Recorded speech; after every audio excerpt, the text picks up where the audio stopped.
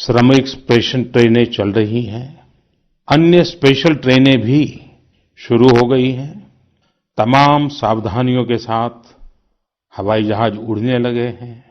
धीरे धीरे उद्योग भी चलना शुरू हुआ है। यानी अर्थव्यवस्था का एक बड़ा हिस्सा अब चल पड़ा है, खुल गया है। ऐसे में हमें और ज्यादा सतर्क रहने की आवश्यकता है। 2 गज की दूरी का नियम हो, मुंह पर मास्क लगाने की बात हो सके तो वहां तक घर में रहना हो, ये सारी बातों का पालन, उसमें जरा भी ढिलाई नहीं बरतनी चाहिए। देश में सबके सामूहिक प्रयासों से कोरोना के खिलाफ लड़ाई बहुत मजबूती से लड़ी जा रही है। जब हम दुनिया की तरफ देखते हैं तो हमें अनुभव होता है कि वास्तव में भारतवासियों की उपलब्धि कितनी बड़ी है। हमारी जनसंख्या ज्यादातर देशों से कई गुना ज्यादा है। हमारे देश में चुनौतियां भी भिन्न प्रकार की हैं, लेकिन फिर भी हमारे देश में कोरोना उतनी तेजी से नहीं फैल पाया जितना दुनिया के अन्य देशों में फैला। कोरोना से होने वाली मृत्यु दर भी हमारे देश में काफी कम है। जो नुकसान हुआ है उसका दुख हम सबको है, लेकिन जो कुछ भी हम बचा पाए हैं वो निश्चित तौर पर देश की सामूहिक संकल्प शक्ति का ही परिणाम है। इतने बड़े देश में हर एक देशवासी ने खुद इस लड़ाई को लड़ने की ठानी है। ये पूरी मुहिम पीपल ड्रिवन है। साथियों, देशवासियों की संकल्प शक्ति के साथ एक और शक्ति इस लड़ाई में हमारी सबसे बड़ी ताकत है, वो है देशवासियों की सेवा शक्ति। वास्तव में इस महामारी के समय हम भारतवासियों ने ये दिखा दिया है कि सेवा और त्याग का हमारा विचार केवल हमारा आदर्श नहीं है, बल्कि भारत की जीवन पद्धति है। और हमारे यहाँ तो कहा गया है, सेवा परमो धर्मः। सेवा स्वयं में सुख है, सेवा में ही संतोष है। आपने देखा होगा कि दूसरों की सेवा में लगे व्यक्ति के जीवन में कोई डिप्रेशन या तनाव कभी नहीं दिखता। उसके जीवन में, जीवन को लेकर उसके नजरिए में भरपूर आत्मविश्वास, सकारात्मकता और जीवंतता प्रतिपल नजर आती है। साथियों, हमारे डॉक्टर्स, नर्सिंग स्टाफ, सफाई कर्मी, पुलिसकर्मी, मीडिया के साथी, ये सब जो सेवा कर रहे हैं, उसकी चर्चा मैंने कई बार की है। मन की बात में भी मैंने उसका जिक्र किया है। सेवा में अपना सब कुछ समर्पित कर देने वाले लोगों की संख्या अनगिनत है। ऐसे ही एक सज्जन है तमिलनाडु के सी मोहन। सी मोहन जी मदुरई में एक सैलून चलाते हैं। अपनी मेहनत की कमाई से इन्होंने अपनी बेटी की पढ़ाई के लिए 5 लाख रुपए बचाए थे, लेकिन इन्होंने ये पूरी राशि इस समय जरूरतमंदों, गरीबों की सेवा के लिए खर्च कर दी। इसी तरह अगरतला में ठेला चलाकर जीवन यापन करने वाले गौतम दास जी अपनी रोजमर्रा की कमाई की बचत में से हर रोज दाल चावल खरीदकर जरूरतमंदों को खाना खिला रहे हैं। पंजाब के पठानकोट से भी एक ऐसा ही उदाहरण मुझे पता चला। यहाँ दिव्यांग भाई राजू ने दूसरों की मदद से जोड़ी गई छोटी सी पूंजी से 3000 से अधिक मास्क बनवाकर लोगों में बांटे। भाई राजू ने इस मुश्किल समय में करीब 100 परिवारों के लिए खाने का राशन भी जुटाया। देश के सभी इलाकों से विमेन सेल्फ हेल्प ग्रुप के परिश्रम की भी अनगिनत कहानियां इन दिनों हमारे सामने आ रही है। गांवों में, छोटे कस्बों में हमारी बहनें, बेटियां हर दिन हजारों की संख्या में मास्क बना रही हैं। तमाम सामाजिक संस्थाएं भी इस काम में इनका सहयोग कर रही है। साथियों, ऐसे कितने ही उदाहरण हर दिन दिखाई और सुनाई पड़ रहे हैं। कितने ही लोग खुद भी मुझे नमो ऐप और अन्य माध्यमों के जरिए अपने प्रयासों के बारे में बता रहे हैं। कई बार समय की कमी के चलते मैं बहुत से लोगों का, बहुत से संगठनों का, बहुत सी संस्थाओं का नाम नहीं ले पाता हूँ। सेवाभाव से लोगों की मदद कर रहे ऐसे सभी लोगों की मैं प्रशंसा करता हूँ, उनका आदर करता हूँ, उनका तहे दिल से अभिनंदन करता हूँ। मेरे प्यारे देशवासियों, एक और बात जो मेरे मन को छू गई है, वो है संकट की इस घड़ी में इनोवेशन। तमाम देशवासी गांवों से लेकर शहरों तक, हमारे छोटे व्यापारियों से लेकर स्टार्टअप तक, हमारी लैब्स कोरोना के खिलाफ लड़ाई में नए-नए तरीके इजाद कर रहे हैं, नए-नए इनोवेशन कर रहे हैं। जैसे नासिक के राजेंद्र यादव का उदाहरण बहुत दिलचस्प है। राजेंद्र जी नासिक में सतना गांव के किसान हैं।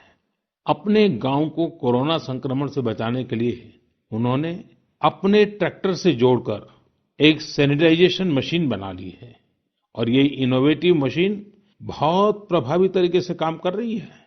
इसी तरह मैं सोशल मीडिया में कई तस्वीरें देख रहा था। कई दुकानदारों ने 2 गज की दूरी के लिए दुकान में बड़े पाइपलाइन लगा लिए हैं, जिसमें एक छोर से वो ऊपर से सामान डालते हैं और दूसरी छोर से ग्राहक अपना सामान ले लेते हैं। इस दौरान पढ़ाई के क्षेत्र में भी कई अलग-अलग इनोवेशन शिक्षकों और छात्रों ने मिलकर किए हैं।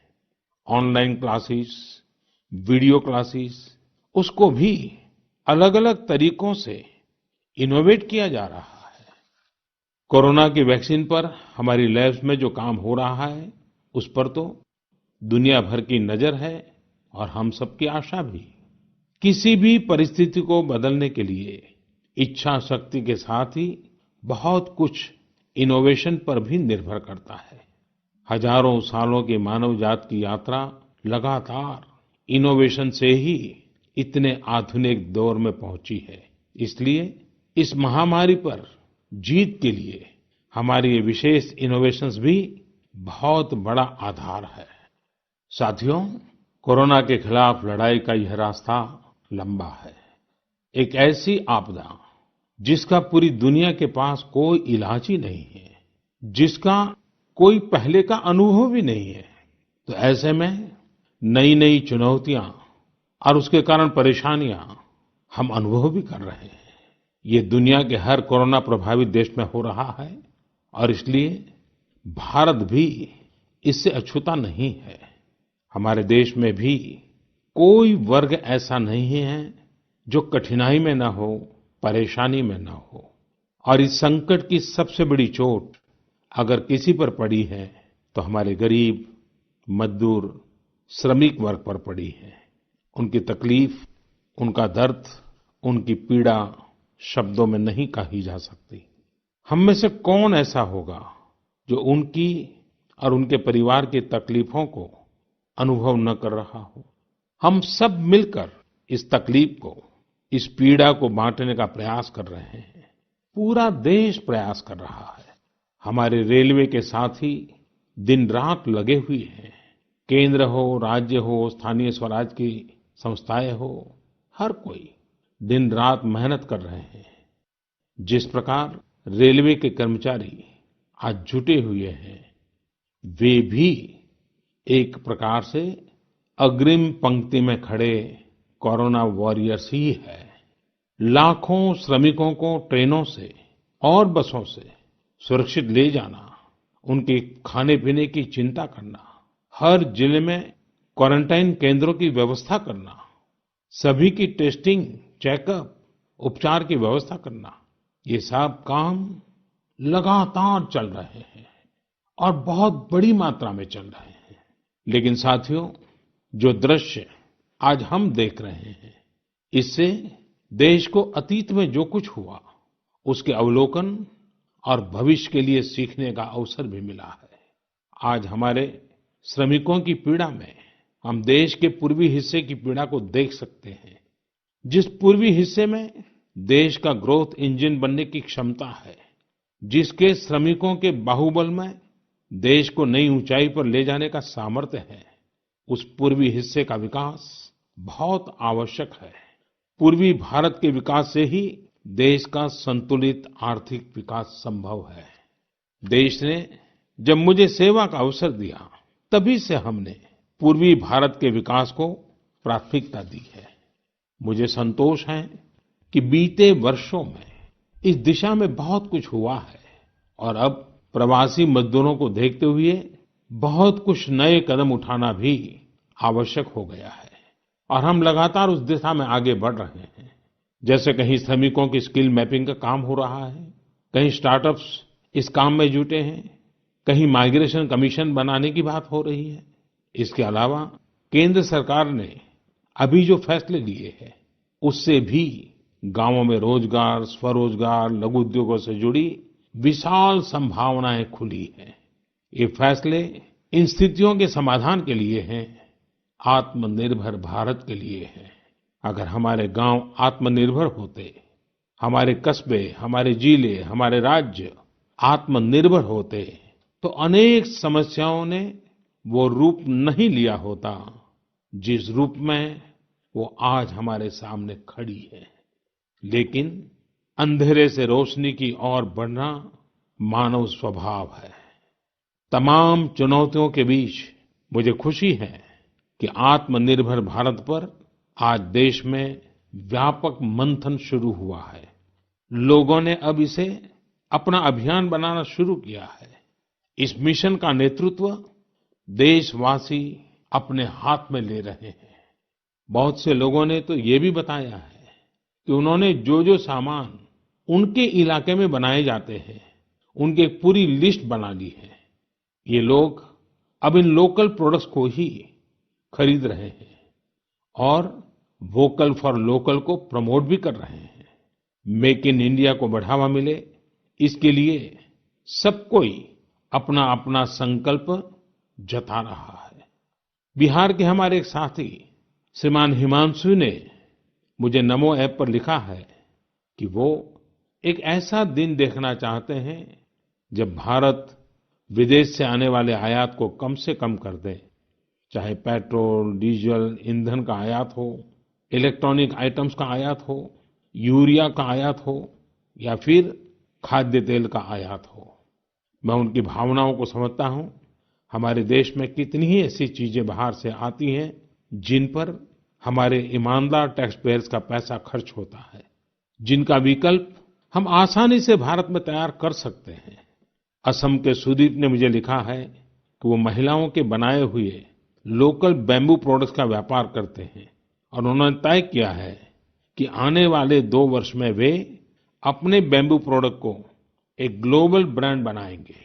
मुझे पूरा भरोसा है आत्मनिर्भर भारत अभियान इस दशक में देश को नई ऊंचाई पर ले जाएगा।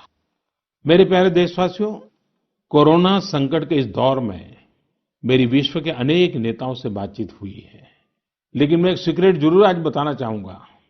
विश्व के अनेक नेताओं की जब बातचीत होती है तो मैंने देखा इन दिनों उनकी बहुत ज्यादा दिलचस्पी योग और आयुर्वेद के संबंध में होती है।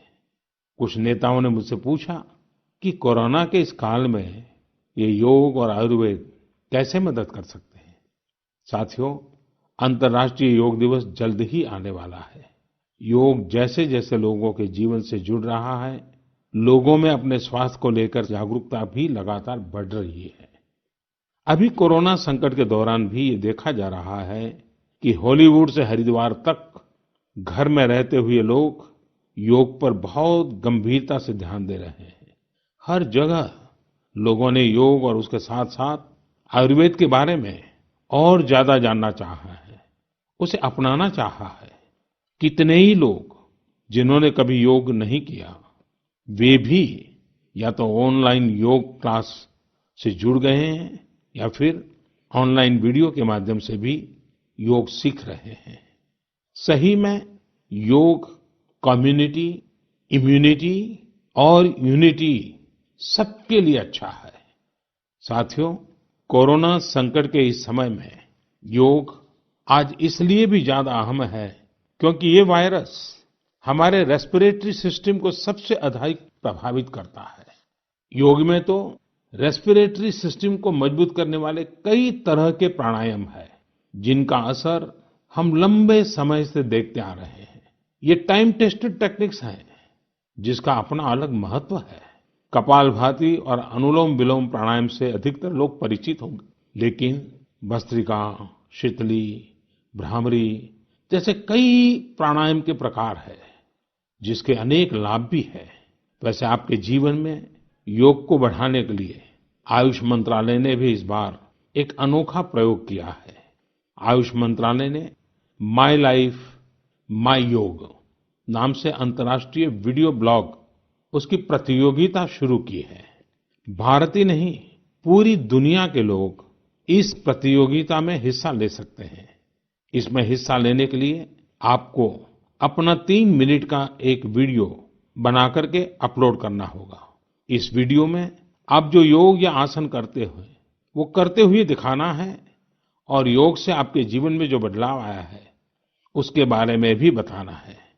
मेरा आपसे अनुरोध है, आप सभी इस प्रतियोगिता में अवश्य भाग लें और इस नए तरीके से अंतर्राष्ट्रीय योग दिवस में आप हिस्सेदार बनिए। साथियों, हमारे देश में करोड़ों करोड़ गरीब दशकों से एक बहुत बड़ी चिंता में रहते आए हैं। अगर बीमार पड़ गए तो क्या होगा? अपना इलाज कराएं या फिर परिवार के लिए रोटी की चिंता करें? इस तकलीफ को समझते हुए इस चिंता को दूर करने के लिए ही करीब 1.5 साल पहले आयुष्मान भारत योजना शुरू की गई थी। कुछ ही दिन पहले आयुष्मान भारत के लाभार्थियों की संख्या 1 करोड़ के पार हो गई है। 1 करोड़ से ज्यादा मरीज मतलब देश के 1 करोड़ से अधिक परिवारों की सेवा हुई है। 1 करोड़ से ज्यादा मरीज का मतलब क्या होता है मालूम है? 1 करोड़ से ज्यादा मरीज मतलब नॉर्वे जैसा देश, सिंगापुर जैसा देश, उसकी जो टोटल जनसंख्या है उससे 2 गुना लोगों को मुफ्त में इलाज दिया गया है। अगर गरीबों को अस्पताल में भर्ती होने के बाद इलाज के लिए पैसे देने पड़ते, इनका मुफ्त इलाज नहीं हुआ होता तो उन्हें एक मोटा-मोटा अंदाज है करीब करीब 14,000 करोड़ रुपए से भी ज्यादा अपनी जेब से खर्च करने पड़ते हैं। आयुष्मान भारत योजना ने गरीबों के पैसे खर्च होने से बचाए हैं। मैं आयुष्मान भारत के सभी लाभार्थियों के साथ-साथ मरीजों का उपचार करने वाले सभी डॉक्टरों, नर्सेज और मेडिकल स्टाफ को भी बधाई देता हूं। आयुष्मान भारत योजना के साथ एक बहुत बड़ी विशेषता पोर्टेबिलिटी की सुविधा भी है। पोर्टेबिलिटी ने देश को एकता के रंग में रंगने में भी मदद की है। यानी बिहार का कोई गरीब अगर चाहे तो उसे कर्नाटका में भी वही सुविधा मिलेगी जो उसे अपने राज्य में मिलती।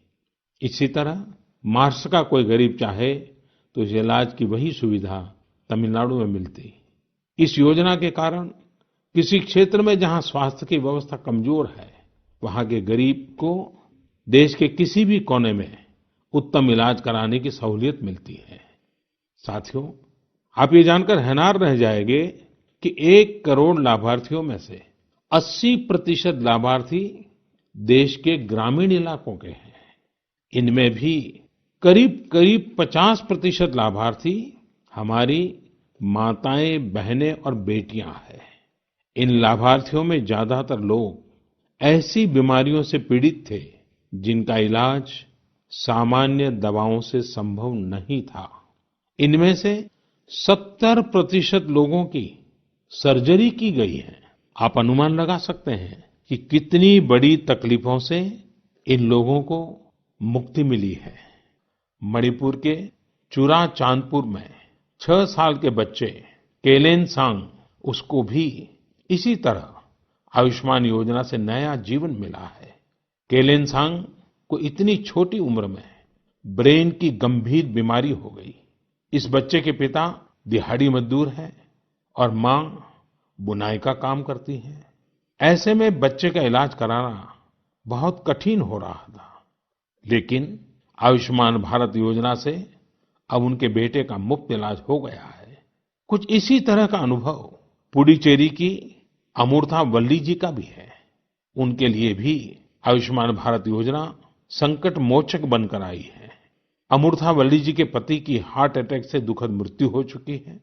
उनके 27 साल के बेटे जीवा को भी हार्ट की बीमारी थी। डॉक्टर्स ने जीवा के लिए सर्जरी की सलाह दी थी, लेकिन दिहाड़ी मजदूरी करने वाले जीवा के लिए अपने खर्च से इतना बड़ा ऑपरेशन करवाना संभव ही नहीं था। लेकिन अमूर्था वल्ली ने अपने बेटे का आयुष्मान भारत योजना में रजिस्ट्रेशन करवाया और 9 दिनों बाद बेटे जीवा के हार्ट की सर्जरी भी हो गई। साथियों, मैंने आपको सिर्फ 3-4 घटनाओं का जिक्र किया है। आयुष्मान भारत से तो ऐसी 1 करोड़ से अधिक कहानियां जुड़ी हुई है।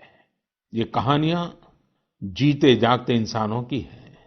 दुख तकलीफ से मुक्त हुए हमारे अपने परिवारजनों की है। आपसे मेरा आग्रह है, कभी समय मिले तो ऐसे व्यक्ति से जरूर बात करिएगा जिसने आयुष्मान भारत योजना के तहत अपना इलाज कराया हो। आप देखेंगे कि जब एक गरीब बीमारी से बाहर आता है तो उसमें गरीबी से लड़ने की भी ताकत नजर आने लगी है। और मैं हमारे देश के ईमानदार टैक्स पेयर से कहना चाहता हूं, आयुष्मान भारत योजना के तहत जिन गरीबों का मुफ्त इलाज हुआ है, उनके जीवन में जो सुख आया है, संतोष मिला है, उस पुण्य के असली हकदार आप भी हैं। हमारा ईमानदार टैक्स पेयर भी इस पुण्य का हकदार है। मेरे प्यारे देशवासियों, एक तरफ हम महामारी से लड़ रहे हैं तो दूसरी तरफ हमें हाल में पूर्वी भारत के कुछ हिस्सों में प्राकृतिक आपदा का भी सामना करना पड़ा है। पिछले कुछ हफ्तों के दौरान हमने पश्चिम बंगाल और उड़ीसा में सुपर साइक्लोन अम्फान का कहर देखा। तूफान से अनेकों घर तबाह हो गए, किसानों को भी भारी नुकसान हुआ। हालात का जायजा लेने के लिए मैं पिछले हफ्ते उड़ीसा और पश्चिम बंगाल गया था। पश्चिम बंगाल और उड़ीसा के लोगों ने जिस हिम्मत और बहादुरी के साथ हालात का सामना किया है, प्रशंसनीय है। संकट की इस घड़ी में देश भी हर तरह से वहां के लोगों के साथ खड़ा है। साथियों, एक तरफ जहां पूर्वी भारत तूफान से आई आपदा का सामना कर रहा है, वहीं दूसरी तरफ देश के कई हिस्से टिड्डियों या लोकस्ट के हमले से प्रभावित हुए हैं। इन हमलों ने फिर हमें याद दिलाया है कि ये छोटा सा जीव कितना नुकसान करता है। टिड्डी दल का हमला कई दिनों तक चलता है। बहुत बड़े क्षेत्र पर इसका प्रभाव पड़ता है। भारत सरकार हो, राज्य सरकार हो, कृषि विभाग हो, प्रशासन भी इस संकट के नुकसान से बचने के लिए, किसानों की मदद करने के लिए आधुनिक संसाधनों का भी उपयोग कर रहा है। नए नए आविष्कार की तरफ भी ध्यान दे रहा है। और मुझे विश्वास है कि हम सब मिलकर के हमारे कृषि क्षेत्र पर ये जो संकट आया है, उससे भी लोहा लेंगे, बहुत कुछ बचा लेंगे। मेरे प्यारे देशवासियों, कुछ दिन बाद ही 5 जून को पूरी दुनिया विश्व पर्यावरण दिवस मनाएगी। विश्व पर्यावरण दिवस पर इस साल की थीम है बायोडायवर्सिटी, यानी जैव विविधता। वर्तमान परिस्थितियों में यह थीम विशेष रूप से महत्वपूर्ण है। लॉकडाउन के दौरान पिछले कुछ हफ्तों में जीवन की रफ्तार थोड़ी धीमी जरूर हुई है, लेकिन इससे हमें अपने आसपास प्रकृति की समृद्ध विविधता को, जैव विविधता को करीब से देखने का अवसर भी मिला है। आज कितने ही ऐसे पक्षी जो प्रदूषण और शोर शराबे में ओझल हो गए थे, सालों बाद उनकी आवाज को लोग अपने घरों में सुन रहे हैं। अनेक जगहों से जानवरों के उन्मुक्त विचरण की खबरें भी आ रही हैं। मेरी तरह आपने भी सोशल मीडिया में जरूर इन बातों को देखा होगा, पढ़ा होगा। बहुत लोग कह रहे हैं, लिख रहे हैं, तस्वीरें साझा कर रहे हैं कि वो अपने घर से दूर दूर पहाड़ियां देख पा रहे हैं, दूर दूर जलती हुई रोशनी देख रहे हैं। इन तस्वीरों को देखकर कई लोगों के मन में ये संकल्प उठा होगा, क्या हम उन दृश्यों को ऐसे ही बना रख सकते हैं? इन तस्वीरों ने लोगों को प्रकृति के लिए कुछ करने की प्रेरणा भी दी है। नदियां सदा स्वच्छ रहें, पशु पक्षियों को भी खुलकर जीने का हक मिले, आसमान भी साफ सुथरा हो, इसके लिए हम प्रकृति के साथ तालमेल बिठाकर जीवन जीने की प्रेरणा ले सकते हैं। मेरे प्यारे देशवासियों, हम बार बार सुनते हैं, जल है तो जीवन है, जल है तो कल है, लेकिन जल के साथ हमारी जिम्मेवारी भी है। वर्षा का पानी, बारिश का पानी, ये हमें बचाना है, एक एक बूंद को बचाना है। गांव-गांव वर्षा के पानी को हम कैसे बचाएं? परंपरागत बहुत सरल उपाय हैं। उन सरल उपाय से भी हम पानी को रोक सकते हैं। 5 दिन 7 दिन भी अगर पानी रुका रहेगा तो धरती माँ के पास बुझाएगा, पानी फिर जमीन में जाएगा, वही जल जीवन की शक्ति बन जाएगा। और इसलिए इस वर्षा ऋतु में हम सबका प्रयास रहना चाहिए कि हम पानी को बचाएं, पानी को संरक्षण करें। मेरे प्यारे देशवासियों, स्वच्छ पर्यावरण सीधे हमारे जीवन, हमारे बच्चों के भविष्य का विषय है। इसलिए हमें व्यक्तिगत स्तर पर भी इसकी चिंता करनी होगी। मेरा आपसे अनुरोध है कि इस पर्यावरण दिवस पर कुछ पेड़ अवश्य लगाएं और प्रकृति की सेवा के लिए कुछ ऐसा संकल्प अवश्य लें जिससे प्रकृति के साथ आपका हर दिन का रिश्ता बना रहे। हाँ, गर्मी बढ़ रही है, इसलिए पक्षियों के लिए पानी का इंतजाम करना मत भूलिएगा। साथियों, हम सबको ये भी ध्यान रखना होगा कि इतनी कठिन तपस्या के बाद, इतनी कठिनाइयों के बाद देश ने जिस तरह हालत संभाला है, उसे बिगड़ने नहीं देना है। हमें इस लड़ाई को कमजोर नहीं होने देना है। हम लापरवाह हो जाएं, सावधानी छोड़ दें, ये कोई विकल्प नहीं है। कोरोना के खिलाफ लड़ाई अब भी उतनी ही गंभीर है। आपको, आपके परिवार को कोरोना से अभी भी उतना ही गंभीर खतरा हो सकता है। हमें हर इंसान की जिंदगी को बचाना है। इसलिए 2 गज की दूरी, चेहरे पर मास्क, हाथों को धोना, इन सब सावधानियों का वैसे ही पालन करते रहना है जैसे अभी तक करते आए हैं। मुझे पूरा विश्वास है कि आप अपने लिए, अपनों के लिए, अपने देश के लिए ये सावधानी जरूर रखेंगे। इसी विश्वास के साथ आपके उत्तम स्वास्थ्य के लिए मेरी हार्दिक शुभकामनाएं हैं। अगले महीने फिर एक बार मन की बात अनेक नए विषयों के साथ जरूर करेंगे। धन्यवाद।